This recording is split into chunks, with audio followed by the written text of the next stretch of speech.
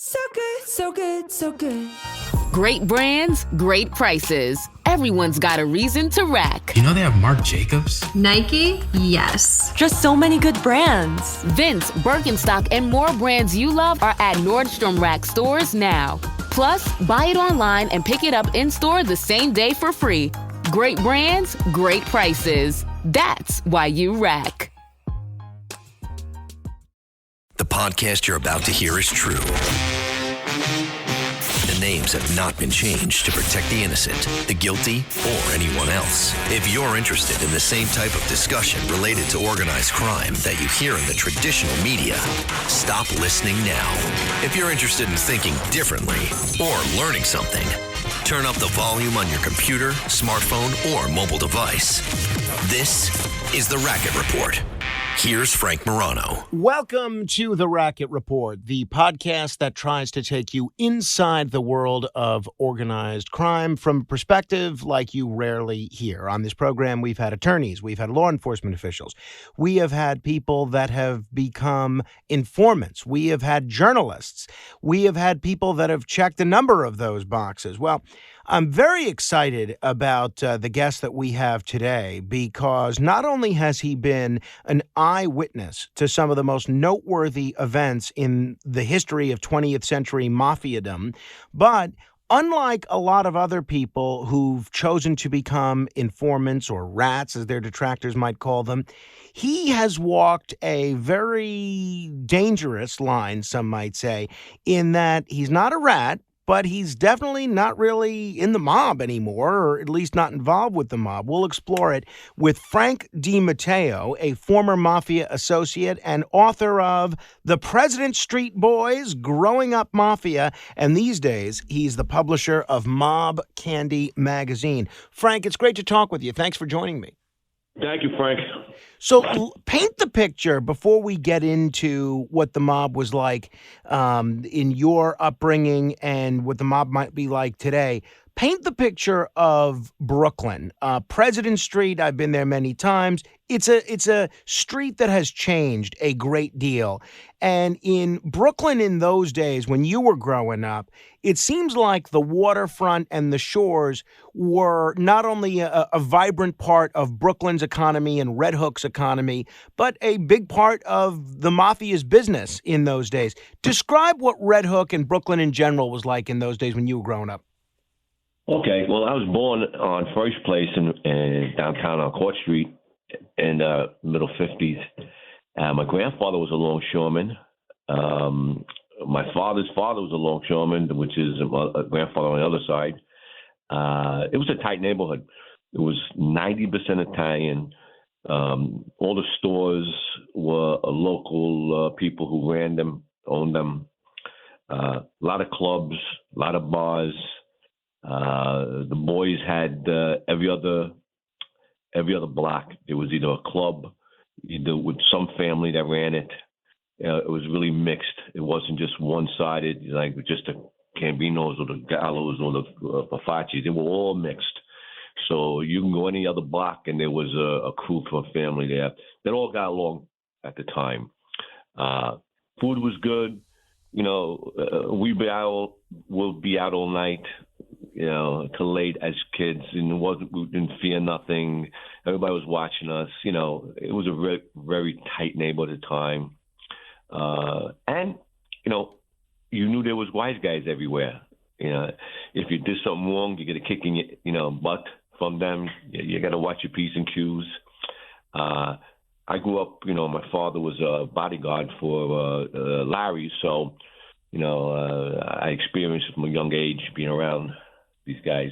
And most of the guys lived in the neighborhood. So everywhere you turned, Red Hook, Carroll Street, Carroll Gardens, which is now, was really, really hooked up. And everything stemmed off the waterfront. Everybody's grandfather or uncle or someone worked for the longshoremen union. So you see a lot of hooks and a lot of guys walking around at the end of the day. So it was very common. It was a very tight neighborhood. like I said, it was probably 90% Italian, another 10% Spanish, a few Irish, not many. But, like I said, I grew up with my grandparents as a young boy. I still a lot with them. Born and raised in a neighborhood, lived there until I was, mid 30 years old, by the time I even left the block. So it was just a great neighborhood. I mean, until, everything changed, money changes, people leave, people want better places, Sure. It's always, the grass is always greener on the other side. So a lot of people moved out, to bigger yards and, stuff like that. Well, yeah, I see that. I grew up in Staten Island. Everyone I grew up with was from Brooklyn. So I totally empathize. And all the people that I grew up with in Staten Island, they now live in Jersey. So I totally get the migratory pattern of a lot of ethnic families in the Northeast at that time. The bridge was a ruination of the Italian families downtown. It used to be everyone lived in the neighborhood. So you would have your aunts and uncles, cousins, your grandparents, you yourself, your mother and father getting together on Sundays to eat at someone's house because we lived in a 30-block area. So, but once that bridge opened up, it changed, slowly but changed. So I always blame the I was on a bridge, but it was just time for people to move on. No, it makes sense. As far as the mafia goes, or organized crime in general, you had some exposure to some mafia activity in your own family, right? What was your family's level of mafiadom? My father was a bodyguard. My father came up with Tony Bender in 59. As a bouncer for him at the wagon wheel. Joey Gallo and Larry Gallo was in the city trying to get Tony Bender to help them out because they were having a beef with Joe Pafacci. And they were just trying to get the captains together to try to get some support. My father was a bouncer at the wagon wheel under Bender. And Joey and Larry was there. My father wound up getting into a fight with a black guy that was talking to a white girl at the time in the place. My father wound up knocking him out in 2 punches. And the guy wound up being Emil Griffith, middleweight champion. Wow. Yeah, so in 2 punches. So when Larry and Joey saw that, and they were always looking for bodies to, for more muscles, so they went up to Bender and asked Tony Bender if they could bring Ricky to Brooklyn. Bender says you can take him. He's from Brooklyn anyway. And Larry went over to my father and said, we can use you in Brooklyn. And my father wound up being Larry's bodyguard for, I think it was about 7-8 years until Larry died of cancer. And then from there, so when I was a little kid, Larry and Joey Gallo were uncles to me. They used to come and pinch my cheeks until I cried. That was the thing to do. That was just, they show affection that way. So that's what I, grew up with. After Larry died, my father wound up being Albert Gallo's bodyguard until like 76. And, so when I was old enough, I was elected to drive. So it starts with driving, man. So I was driving everybody everywhere and, going on the errands, being the flunky. And that's how I started. And then they put me with Roy Musico, which is one of the guys from in the Gallo crew, had a club on President Street. There was a couple of clubs, but all the young guys would go with Roy Musico. He's a mentor for the young guys. You couldn't go in the big boys club because that was Albert's club, and the older guys were in there. So the young guys stood across the street at Roy's. Albert Kid Blast is still around these days, right? Yeah, I think he's going to be 93 this year. Amazing. They say that we'll talk about the Gallos in a minute, but they say he's the oldest active wise guy still on the street. I had read that, I think it might have been the New York Post, but honestly, you read so much, I don't remember where, that you saw your first murder at 6 years old. Is that true? Describe what you remember for us. Yeah, I was coming out of an apartment with my mother on 4th Avenue and Union Street at a friend of hers' apartment. And across the street was a diner on 4th Avenue and Union. And one of my father's friends, a couple of my father's friends, was standing on the corner and an argument broke out while me and my mother was coming out of the apartment. We were waiting for a bus, and we were going downtown. And what happened was they got into an argument, and one of them wound up getting shot. So they killed one of the guys got killed in front of me about 50 feet away. So my mother just wished me off, and like I said, everybody, it was like Cowboys and Indians at the time. So it wasn't that, I wasn't that, big trauma. And You didn't scared need enough like you didn't that. need therapy or anything afterwards. Not at all. It was Cowboy Indian stuff. It wasn't bloody. It wasn't, like on TV. You're 50 feet away. It was pop, pop. The guy went down, and then it was Joe Maggs that got killed. At the time, I knew him, but I knew him as a little boy. It's not I know, sure. Know him. Right. You're not. It's Joey, you know what I mean? And he got killed in front of us. And that was the first time I saw somebody get killed. It wasn't that traumatizing. You mentioned the Gallos a couple of times. I think the best known out of the Gallo brothers is Crazy Joe Gallo. Joe Gallo, whose nickname was Crazy Joe Gallo. He's been depicted in a whole bunch of movies over the years. His murder has been depicted in a whole bunch of high-profile movies, including most recently The Irishman. He's one of these guys that was one of the most talked about up-and-coming young gangsters of the 1970s.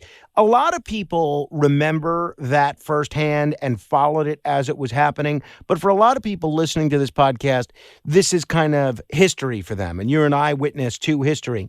For people that may fall in the latter category or whose recollection of Joe Gallo beyond being a baseball player for the Yankees might be a little hazy, who exactly were the Gallos, and specifically who was Joe Gallo? Well, Joe Gallo was an old school gangster. His mentality was gangster. That's all he did. He had no other reasons to exist. But he was far from crazy. Now, they were all crazy. We were all crazy. It's a crazy life. It's just some guys are more, more out there than others. And Joey was out there. He was, fearless. He was animated. And he was loved by his crew. I mean, if you were Joey, you weren't just with Joey because you were Joey Gallo because you're just there.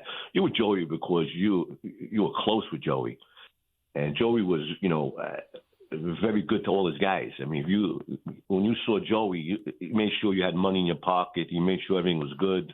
And even as bad some days were, he made sure that you were in good shape, as good shape you can be for the time. Hollywood takes a guy, sees some pictures, some people write a few things, but if you ain't with nobody or you're not with them, you don't know nothing. So, you just got to watch and see and read. But very few guys are alive that was with Joey now. I'm one of them. Mm-hmm. And I was only with Joey for the last year of his life because he was in jail for 10 years. His murder obviously has been very much talked about. A lot of people may know that he was killed while he was having dinner with the actor Jerry Orbach. And Jerry Orbach, he befriended him after playing a character that's based on him in the film that the gang that couldn't shoot straight, which was based on the Jimmy Breslin book. A lot of folks might be familiar with the book or the motion picture. Obviously, that's a comedy, but based on your observation of the Gallo crew, was that an accurate, albeit lighthearted depiction of the Gallo crew? No, I don't think it was good. I don't think it was good at all. I mean, I don't think that whole thing was a joke at all. But it was meant lighthearted. No, they didn't catch nobody good. Because they had a midget in it, and a lion in it, and they had gangsters in it. You think it's it reflects on us? No. But it was good for entertainment. Sure. No. But there was a lion, though. They did have a lion. Listen, these guys had families. They were funny. They were treacherous. They did some bad things, because that life does bad things. I think nothing was funny about it. You know, when they were filming that they came on the block. Jimmy, a couple of the guys, the midget came on the block, talked to Mondo. First they got yelled at, and then they started watching, and the guys on the block, like Armando, the midget, and the guys started, enjoying it because it became funny. But that's how when Joey got out of jail, he wanted to see who played him, and that's how he got friends with Jerry Orbach. And he got close to Jerry Orbach and his wife, and that whole crowd of people at the time, in Hollywood. But Jerry wasn't there when Joey got killed. No, he wasn't there when Joey got killed. Oh, he wasn't? Oh, my mistake. No, I always thought that he was. I appreciate you clarifying that. They were there earlier at the Coper. I see. Got it. Then what happened, my godfather, Bobby Bongiovanni, was one of the bodyguards that night, and Pete DeGreek was the two bodyguards. And what happened was Joey wanted to go home, was ready to go home. Pete DeGreek told Joey Gallo that Bobby met some girl there. So Bobby says, Joey told Pete to tell Bobby to go home with the girl. So Pete DeGreek told Bobby, you can go. Bobby Bongiovanni, Bobby Dower went over to Joey and says, you want me to leave and you're going to go home? And he goes, yeah. He goes, you met this broad anyway. Go do what you want. So Bobby winds up not going home with Joey, and Joey gets hungry on the way home, and they wound up stopping to a Chinese restaurant that was closed. They wanted to go to Chinese food. Was closed. I think it was on Mott Street. And what happened was, I don't understand either, because we used to go to that place. I went there many times, and it was always open. So I just don't understand why 4 o'clock in the morning was closed, but I don't remember, details like that. But anyway, what drives me nuts about the whole story is because after they leave, the Chinese restaurant wasn't open. They had to pass the Limehouse, which was a Scungilli house. They had to pass it. So I understand why they passed a place that's open 24 hours, go all the way around the block and go to Mulberry Street and find out that and see a new place that's open by accident. I don't think it was by accident, Pete DeGreek said it was just by accident, but knowing that route, that's not what you do. Why they went there, I don't know. And what happens is that, they go for dinner, they get spotted. They make some phone calls and come back and they kill and they come and kill Joey and shot Pete DeGreek. But we know who shot we know who shot Joey, and we know who shot Pete DeGreek. That's why with the Irishman was so far fetched and it was so much bullshit. Excuse my language. Is because we know who shot him, because the guy when what's his name, when Pete DeGreek came out of the hospital, Blast asked him, well, who shot my brother?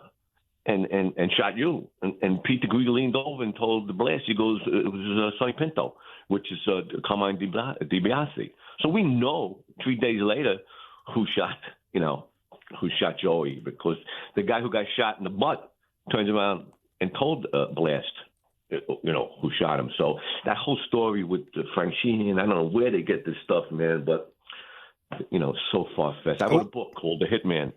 Mafia Hitman. I have the book. I read the book, Mafia Hitman, Carmine DiBiase, the wise guy who really killed Joey Gallo. It's a very good book, and I definitely recommend it. But just to go back to the Gallo crew, the lion that's depicted in the motion picture, was that real? Was there a lion at the headquarters of the social club? Yes.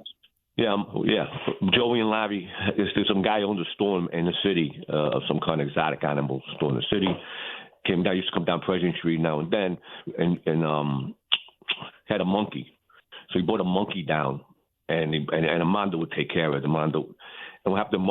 The monkey kept on throwing shit around, and Joey one time came in, and he got hit with shit, and he wanted to shoot the monkey, but they stopped him from killing the monkey. And they called the guy down. I think it was George, the guy's name was. And they got the monkey out of there before Joey killed him. So what happened was, about a month later, the same guy came up. He had a lion cub, and Joey wanted the cub. So what happened was, they went. Joey and Larry went to the city. They picked up the cub. They put it in the seat.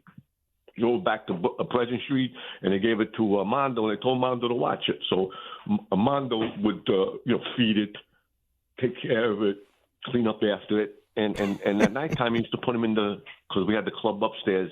We had 3-4 clubs on the block. We had the Longshoremen's Club, we had the Blasters Club, we had Warriors Club, we had the Jimmy Lefty's Club.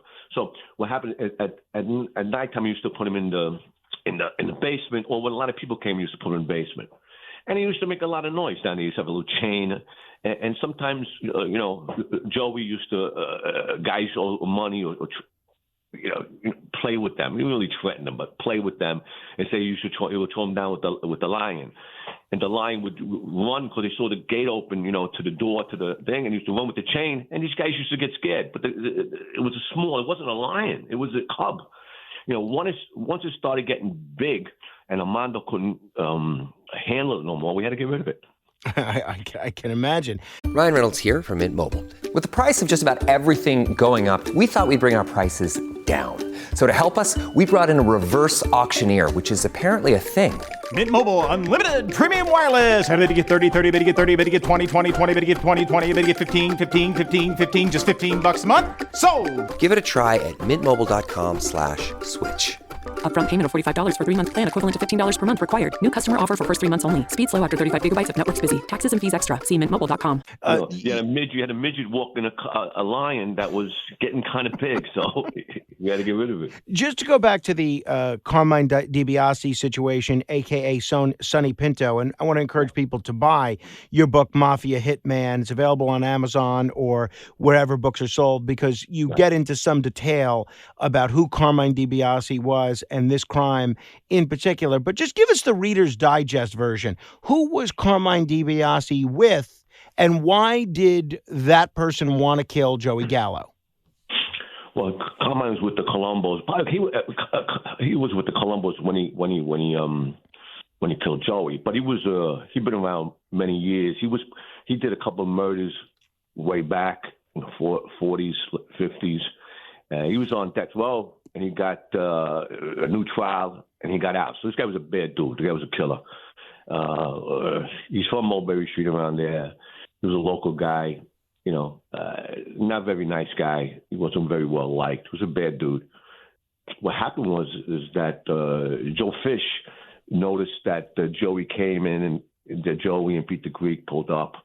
And Joe Fish, I can't think of his name, Luparelli, I think his name is, Joe Luparelli, was hanging outside Umberto's and wound up going into the club a couple blocks down. And they called up Joey Yak, and they told him that there was an open contract on Joe Gallo since Joe Colombo got shot. So it was always an open contract. We knew this for a year already. So what happened was they go next door to the club, Joe Fish, and calls up Joey Yak.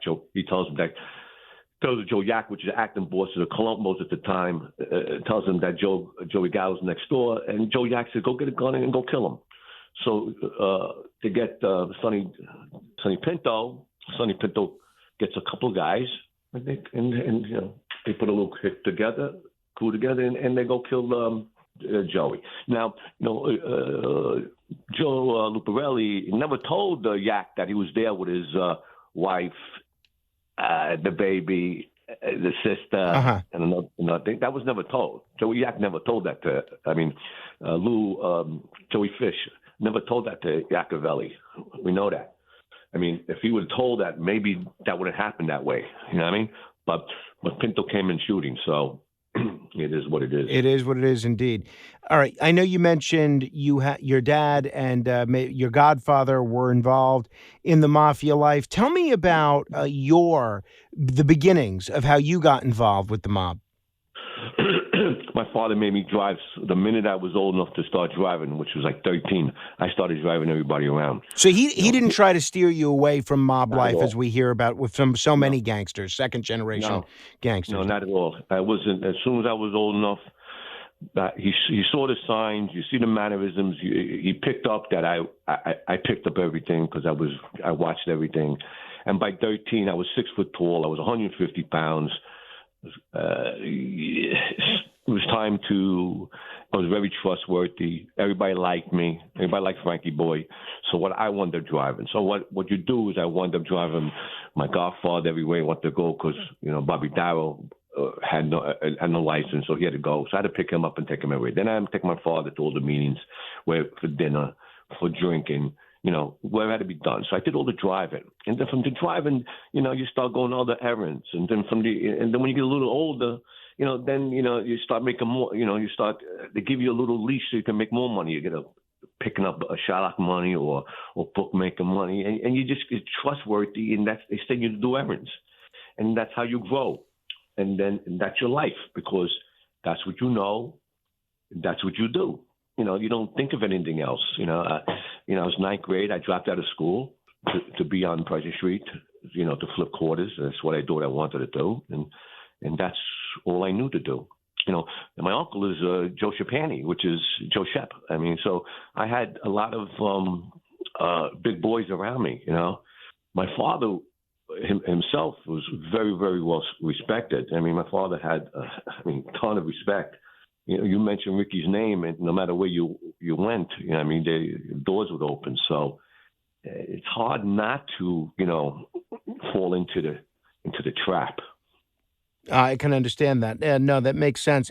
Your mob life got started around the Colombo family. One of the things that I've always been interested in with the Colombos, maybe it just got more publicity, but it seems like whether we're talking about the 1980s, whether we're talking about the 90s, whether we're talking the 70s with the feuding between Joe Colombo and Joey Gallo, it seems like the Colombos, unlike the other 5 or 6 mafia families in the New York area, it seems like there's always these divisions. Seems like there's always at war. Is that accurate, that there was more factionalism within the Colombo family than other mob families? And if so, why? Why was that the case? Well, the Colombos always had, Colombos. It was a Bafacci family. It started with the Bafacci family, with Joe Bafacci being a very cheap, very vicious, guy. So he wasn't very well liked. But a lot of people stay where the money is. And a lot of guys who were real gangsters or had, other things that they wanted to do, because he would hold you down, Joe Bafacci, they always try to break away. Now, the Gallo crew, which is the first war in the 60s, was a whole crew of guys that didn't like Joe Bafacci. They came under Bafacci, but because Bafacci was the boss. They came under Frankie Schatz, and they came with Johnny Bichotto, who actually brought all these guys in. So what happens, they weren't no love for Joe Bafacci. They didn't grow up. These guys didn't grow up with Bafacci, and their passion was for this guy. They wound up being put there. So when you put somewhere, it's different than you coming up and liking someone. And respecting someone and come up through the ranks. So there was never no love lost there. So, as soon as they had a chance, they made a break. The Gallos made the break in 60, and it went for 3 years of warring. And the guys, still with Joey, because Joey and Larry were very, very likable. Larry was very likable. And a lot of guys broke away. We had about 30, 40 guys that broke away. Originally, the whole crew guys that broke away and went with Larry and Joey. Carmine Persico was one of them. Originally he was on the break. And then he got swayed by some senior guys to come back because Joe Bafacci was very strong, and they were afraid that it would be outgunned, and they had a ton of money. That it would just be a better move, like it or not, is to stay with Bafacci, and that's why he wound up, going against Larry Gallo. It was very treacherous, guy, Carmine. So, and that lasted 3-4 years. Joey Gallo wound up in jail. Joe Bafacci winds up dying. Joe Colombo winds up being a boss. Joey Gallo never recognized him being a boss. So when he got out of jail, the first thing he, did was rant and rave. Why is this, guy? Why you guys, Pleasant Street crew, even listening to this guy? Mm-hmm. And he made a stink right away. He made a stink. Sent down 3rd Avenue to Joe Colombo that he wanted a meeting, and Joey sent a couple guys down. I think he sent down Wacky Meliglia, and another guy came down to see Joey and Larry and them, And Joey and I think Joey sent $1,000 or some stuff like that, and Joey laughed and threw it at the guy. Says, "Take it back and tell him to keep it." He goes, "We're breaking away, and we got nothing to do with him." And Joey the next day told everybody, "Do not go around any Colombos. Do not go any social clubs. Do not do any business with them no more." And then we hit the mattresses again. And that's the first time I hit the matches with them. That was 71. And then, then Joey Colombo wanted to get him shot. And then the whole broke loose the whole year of 71. He ended up getting you shot? No, Joe Colombo wound up getting shot. Oh, Joe Colombo won. Got it. Okay. And that just, that whole year was just, a really crazy year,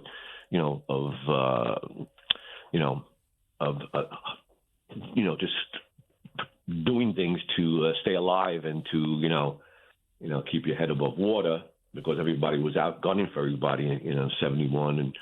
And then, like I said, the open contract on Joey Gallo, and Joey wouldn't listen.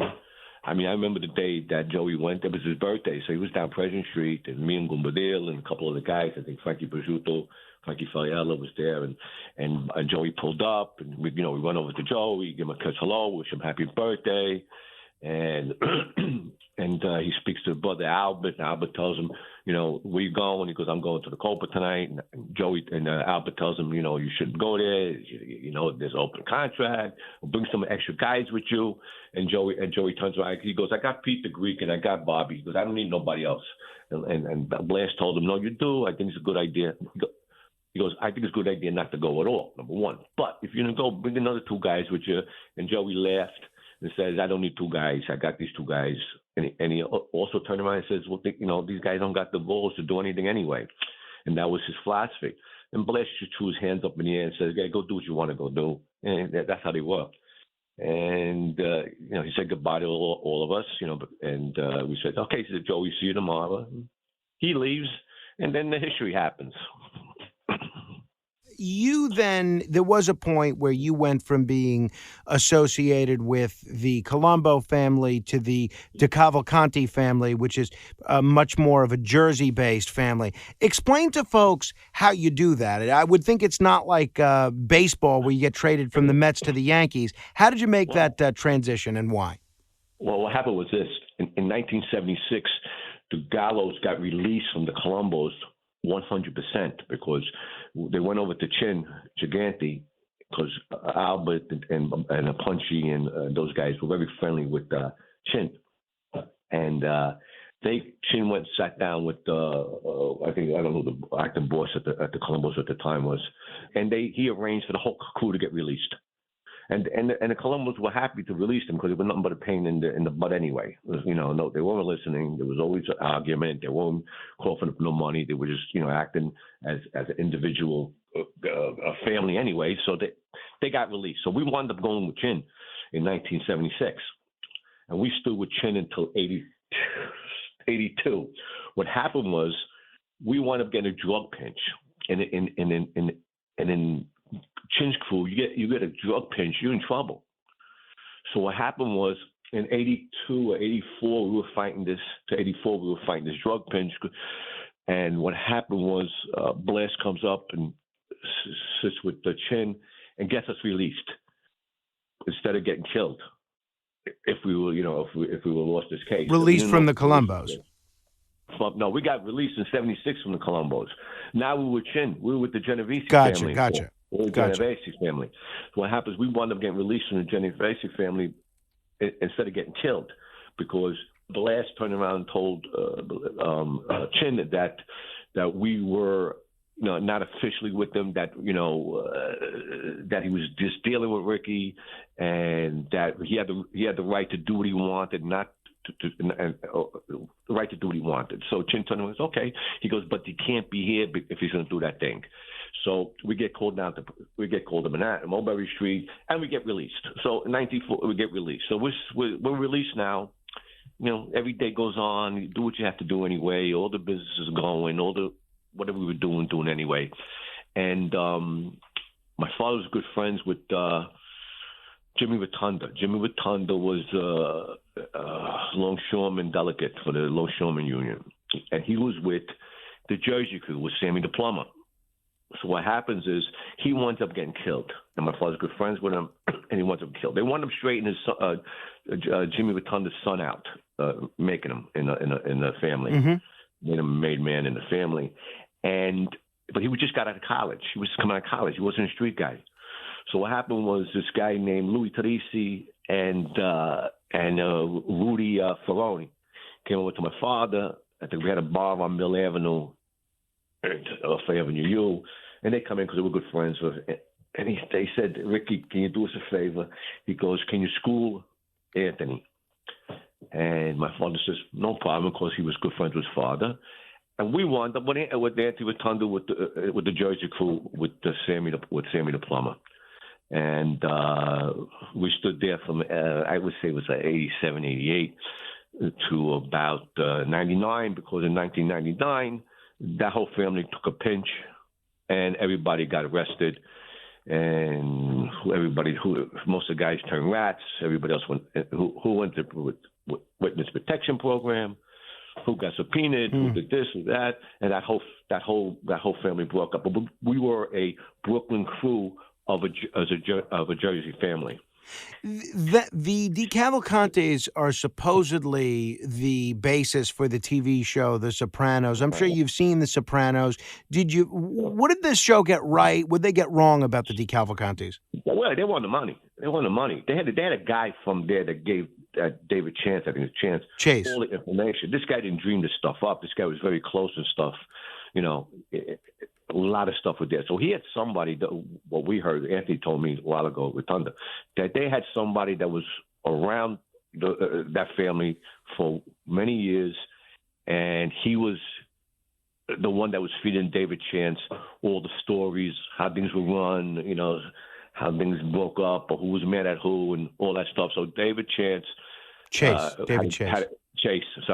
had a insider that gave him all the information, stuff like that. They were on the money. They were very good at what they did. They took a lot of scenarios and that was true that happened, and they changed some names, and stuff like that. But it definitely a lot of scenarios that happened. They were really good at what they did. Why did you never get straightened out? It seems like you have a great mafia pedigree. It seems like you have a street smart way about you. It sounds like you were poised to earn a lot of money. How come you never got straightened out? Well, in the 70s, they never, with the Colombos, they were going to straighten none of us out because we were a renegade crew. So no one was getting straightened. No one got straightened out when we were with the Gallos. The only people who were straightened out in the Gallos was Albert. Was Joey and Larry Gallo, and they got straightened out in 1957 after the Albert Anastasia hit. Since then, no one in that crew got straightened out. So you were never going to get straightened out if you were Joey and Larry. It just wasn't going to happen. Joey, 1971, he made all of us, but it wasn't official because that's not how it works. But Joey's saying he's the boss, he's his family, and he made a dozen guys. But it's not official, so you're not made in the eyes of this whole commission thing. So you weren't going to get made through the Colombos at the time. When we went over to Chin, the books were opening, and what happened was that they only could make a few guys at a time, and they wound up making Albert. And they wanted making Punchy, Frank Iliano, and another two guys. And my father was one of them, but my father didn't want to be straightened out. He says, if I'm straightened out, he says to me, then I'm obligated to them, and then they can kill me. He goes, this way, I'm not obligated to nobody. I don't need it because Ricky's Ricky. He goes, we're earning, we don't need it. He wasn't that type of guy. He was very low key, my father. He said, I don't need that thing. I'm who I am already. So we didn't, a couple other guys got it. And then we wound up leaving there, and then we wound up in Jersey. So when they opened the books in Jersey, then we got put up again. I was supposed to get straightened out in 1999, Christmas. My father grabbed me 2 weeks before that and said that I was going to get straightened out with him and the two other friends. And he says to me, he goes, "You sure you want it?" And I turn around and I says, "Well, what the hell? That's what we're here all this time for." And he goes, "Okay." He said, "But I got to tell you one thing." He goes, "If you," and it's not exact words he said, but I'll be nice. "If you mess up," he goes, "I'm the one that's going to kill you." He leaned over, grabbed my hand. Your own father said that to you? Oh, yeah. He says, "I'm the one that's going to kill you if you mess up." And I said, "No problem." He goes, "You still want it?" I said, "Well, that's what we're here for." And he came over, he kissed me, and we drank all night and laughed. But 2 weeks after that, everybody got pinched. So I lucked out. God's always been with me, man. Wow. Because 2 weeks after that, they picked up Anthony Rotunda and Anthony Capo and Vinny Palermo, and that whole regime got picked up. And a year later, everybody flipped from the boss down to Anthony. And what happens? We all get picked up. We all got subpoenaed, and wound up walking away, because how we walked away is that the Jersey crew, the Jersey boss and all that, they all flipped. Whoever was left over here didn't even know who we were in Brooklyn, because we were a Brooklyn crew. Number two, there were so many guys flipping, they were afraid to go speak to anybody to ask them any questions, because they didn't want to involve themselves in anything, because all the indictments going down it. When our guy, which is Anthony Rotunda, they took him out of circulation, we knew that he was done. So we turned around and said, "Okay, we'll wait for the law to come." What happens? The law came within the last 6-7 months. We all get pinched, and after that, it was nobody gave us up on anything really bad. It was all crap stuff that we wound up wiggling away out of. And it was 2001, and we looked at each other and we said, "What are we going to do? There's no one, that thing in Jersey's over with. We've been out in New York for 15 years already." He goes, "Let's go to Florida," and we packed up. We went to Florida. Sounds like that was the smart move. A lot of folks may remember the name Al Goldstein. He was kind of a New York area personality for a while. He was a regular on other radio shows like the Howard Stern Show. And a lot of people have credited him with kind of normalizing hardcore pornography in the United States. He had Screw Magazine, and we're going to talk about Mob Candy Magazine in a minute. But what was the Mob's involvement with Screw Magazine, and what was your involvement, if any, with Al Goldstein? Well, we were the sole distributors from day one to it closed. Every Screw Magazine went to us. I was the main distributor of Screw Magazine from 1969 to 2004 when it closed. We made all our money. We were very close with Goldstein. Goldstein was a nut. He was very arrogant. He was very political. He was a pioneer fighting the law with the porno. If it wasn't for him, nobody'd be doing anything today, because he spent tons of money fighting the law with with the porno laws. But he was also eccentric. But we made a lot of money with him. He turned over the reins to us as far as our distributor, to being his distributor, and we were there for 31 years or 32 years until Rudy Giuliani, showed all the bookstores in Manhattan, and that's why we wanted to close it. But we had it since what's his name? Goldstein put a couple out himself, a couple of issues out himself. He had a distributor, and they weren't putting it out right. They were afraid because of getting arrested, because of the nakedness at the time and all that stuff. So my godfather, Bobby Darrow, and Pete the Greek, which were partners at the time, knew the other guy that was doing the distributing. So they went over to him and they said, "Well, we're going to take it." And there was an argument going on, and a couple of guys got hit, a couple of trucks got broken, and we wound up taking Bobby and Peter Greek wound up getting Goldstein to give them the paper, and then Goldstein came over to us, and we made a handshake deal to be the distributor, and then we went out from day one, and we just flooded the market with Screw Magazine. We went to everybody, and whoever didn't want to take it, we used to tell them we're going to have no newsstand in the morning because it was those days a lot of newsstands in Manhattan, and they were run by the mostly Jewish guys had these newsstands, and we would tell them, you don't take the paper, you're not going to have a newsstand left. And that's how it worked. And they said, okay, we'll try it. And within a month, they were begging us. They used to call us, can you drop another load off? Because it sold so well. Yeah. It went from shredding them into they were best friends. That's very funny. Yeah, it's true, because it was selling 100,000 a week at one point. It was really, really it was school was the Bible of sex at one point. I mean, it lasted, like I said, until 2004, and it was still selling decent at the time. Nothing like that, but it's funny. Another thing that the internet has changed. That's exactly what it was. The internet just put you out of business, man. Times change and stuff like that. But I was 31 years working for that. Wow.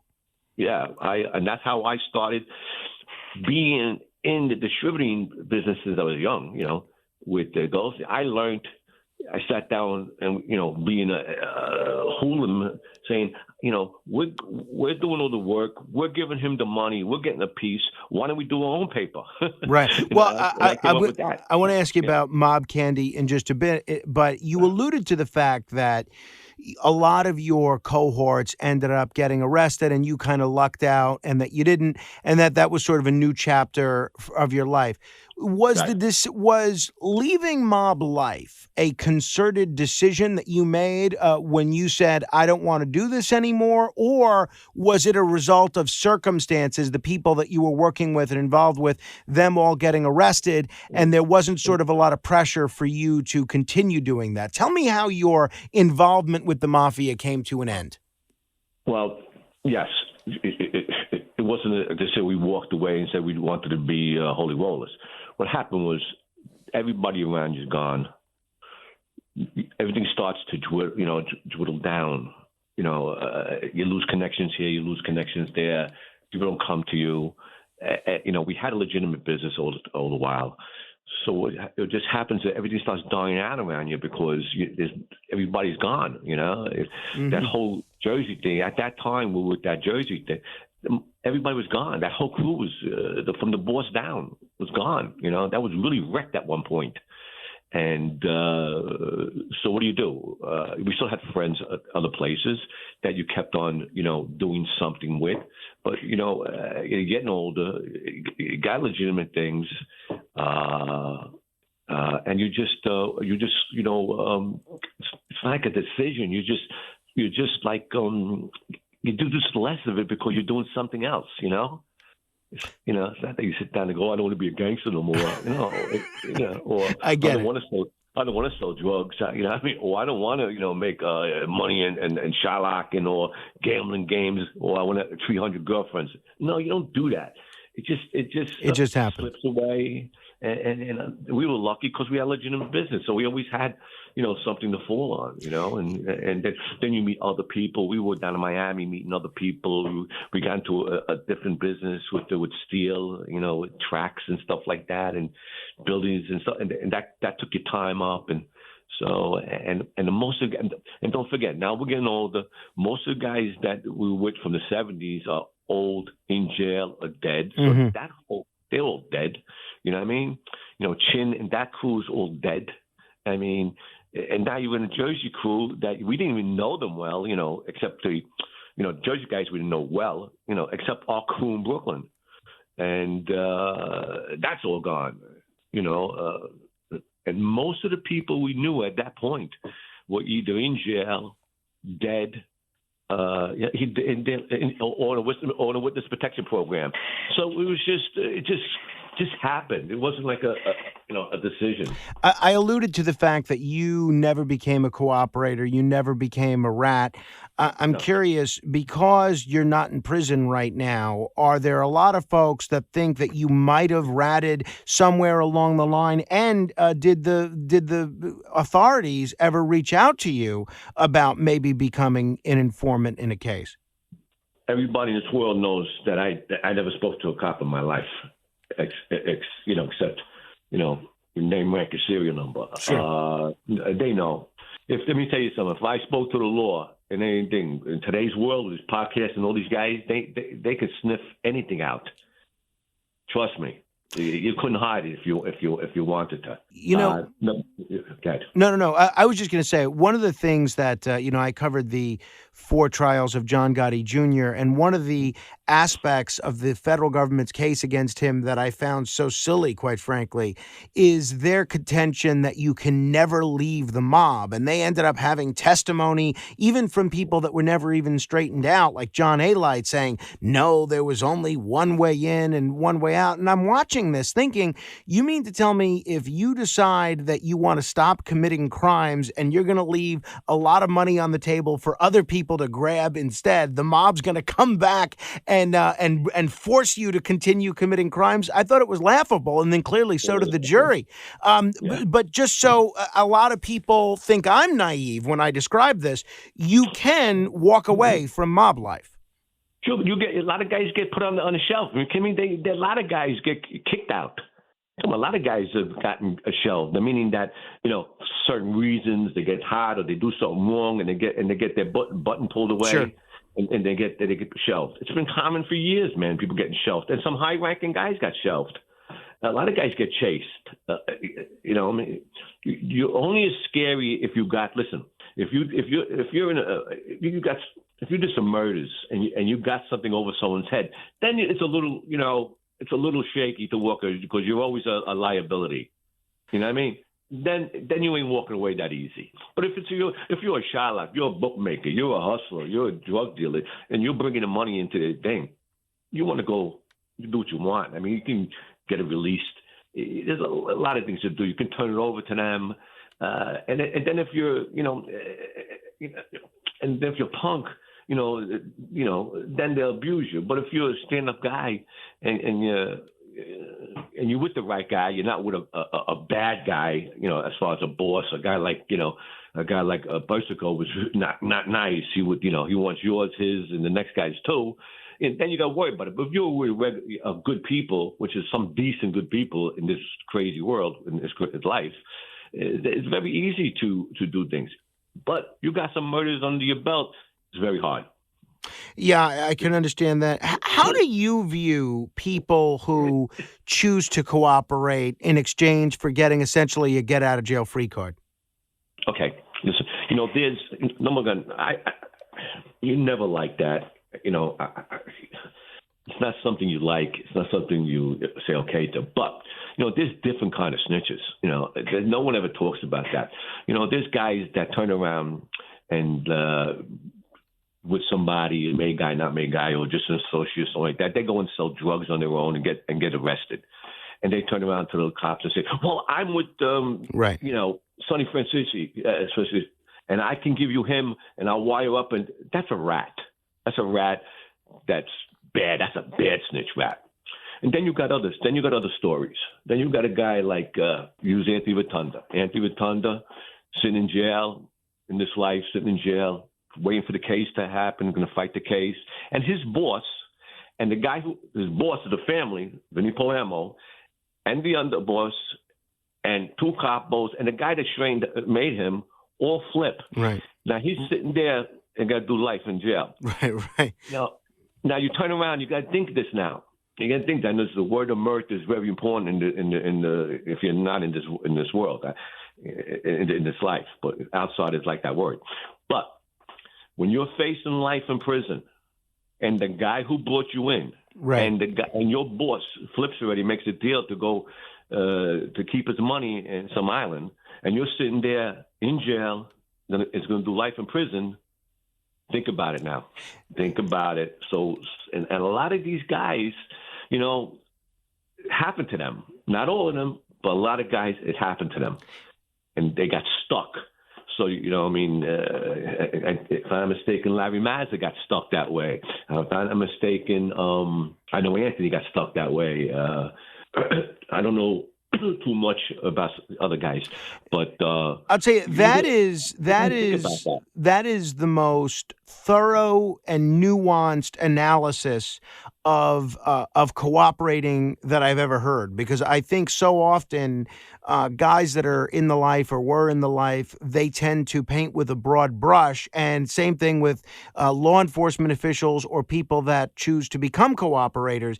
And it's such an important distinction that you make, that there are different levels of and you know what, the thing that I've always viewed people differently for is some people lie and others don't. And so I would give a lot less credibility to someone that goes on the witness stand and makes up things that are easily checked and you can see that they're not true. But that's so thorough. It's right on the money. It's true, but and then other guys don't get their deals. You know, John Gotti. They say, you know, no disrespect to John Gotti, but he didn't get no deals. So Right. they say, well, he's still in jail. He's a stand-up guy. He didn't rat nobody out. There's nobody rat out. He didn't get a deal. Right. Who were they? What were they offering him? Yeah. Some guys don't get deals. Yeah. Chin don't get a deal. You know, they say he's stand-up. You know, no, they are. I'm not saying they wouldn't do that. Right. They would but think of this. But some guys don't get the chance either because Sure. they're the ones they want. And that's all that counts. And I hear a lot of guys say, well, guys like John and guys like this guy and guys like Sonny, and I go, you're right. They probably would have stood in jail for life on their own merits, you know what I mean, because they wanted to, because they were real tough guys, and they were real tough guys. I said, but they didn't get a deal. So you can't even question that. Yeah, it's such a great that's such a great analysis. Tell me about Mob Candy Magazine. What's this magazine all about? How can people get it? What inspired you to launch this magazine? Okay, in 2008, I started this magazine. I did it like one a year for the last 10 years. You know what I mean? And I stopped for a couple of years during the COVID. It's a magazine about mobster life. It's, you know, you got candy as the girls, and there's gangster stories, and there's, you know, places to go, and you know, all kinds of mobster stuff, like, you know, stories about different guys. About it, that's, you know, like Andy Mush passed away, and we did a story about Andy Mush. We just did a story about the how now the mafia is stripping you down when they straighten you out because they're afraid you're wired. We do stories like that, stories about neighborhoods, how the podcast is big now, and we got a lot of hot girls in it. And it was doing well. It sold well. I just got busy doing the books because I wanted to get a 4 or 5 book deal with that's great.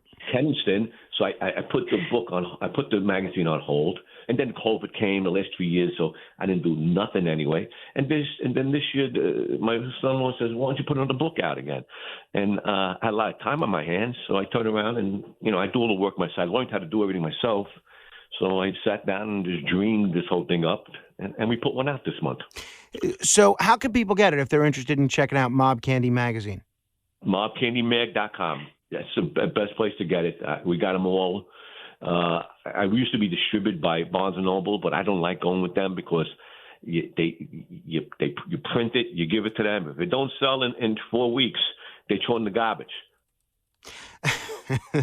The mobcandymag.com. Yeah. There are Right, going to so- be some people that say, and I get accused of this for this podcast, but there are going to be some people that say what you do, having a bunch of cute girls on the cover of a magazine, having some tough guy stories in there, that there's a danger that could be glorifying mob life and leading some people to try to emulate that kind of behavior. What do you say to those folks who say that that you're glamorizing a lifestyle that shouldn't be glamorized?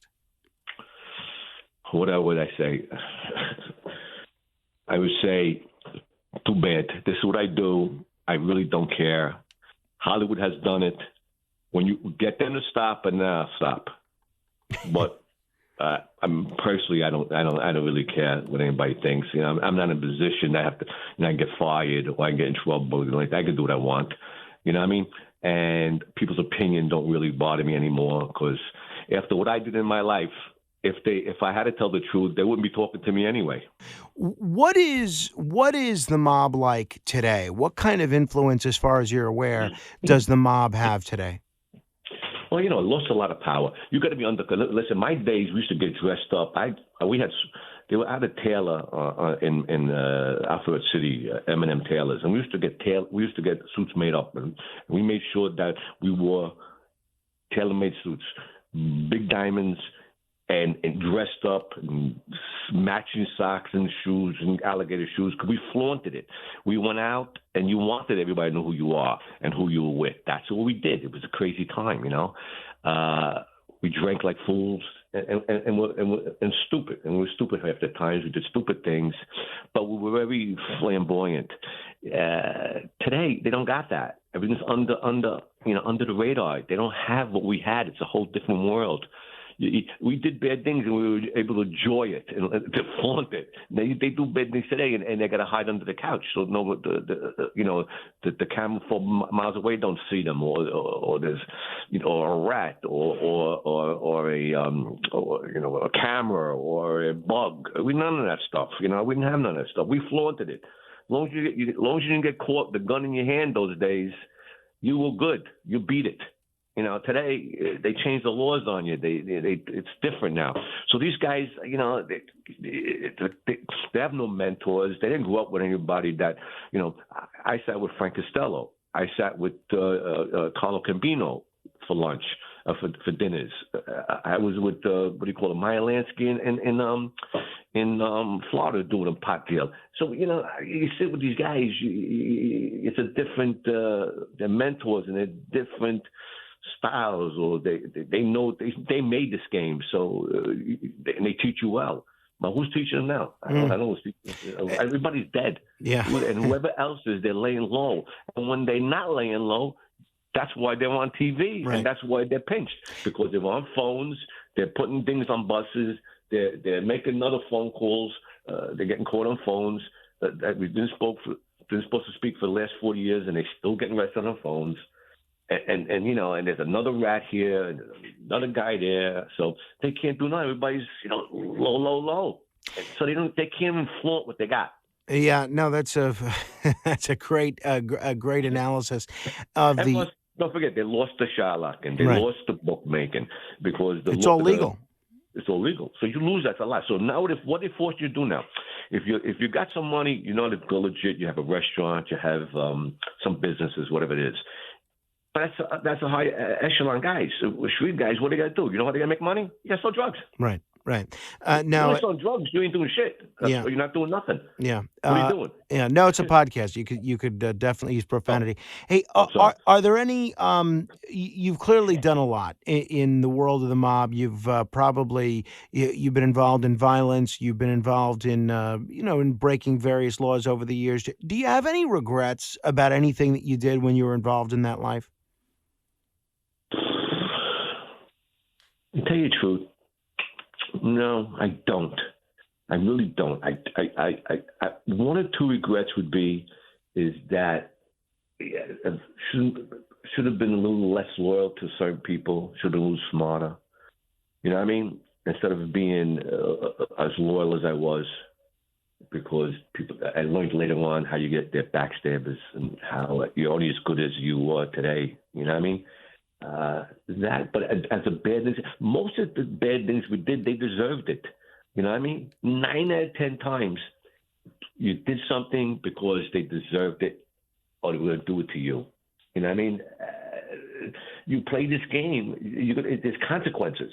You know what I mean? I mean, it's not right as far as but in a crazy world, you can't be sensible.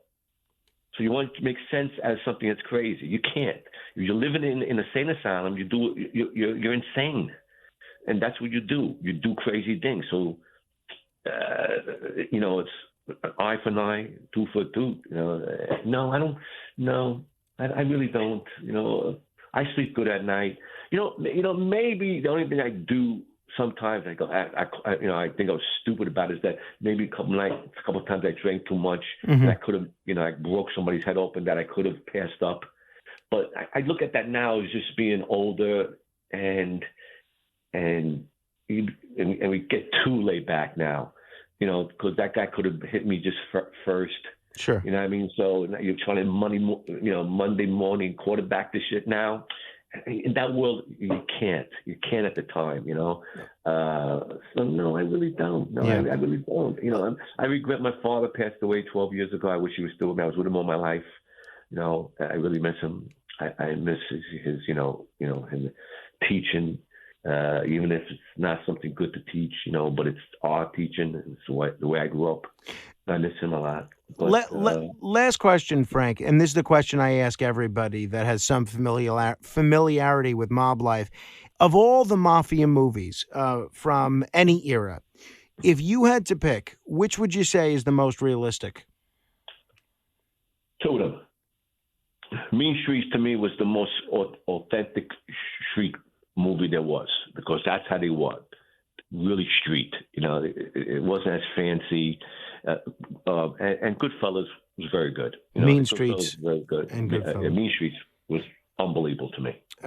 Frank DiMatteo, it is great talking to you. I encourage everybody to check out all your books. They could search your name on Amazon.com. And if they're interested in checking out Mob Candy Magazine, they can go to mobcandymag.com. There's some great videos on there. There's some great stories on there. Everything from restaurant reviews to wise guy stories is on there. It's an interesting magazine, and it's a lot of fun. I think it's fun anyway. Thank you, Frank. Thank you, Frank.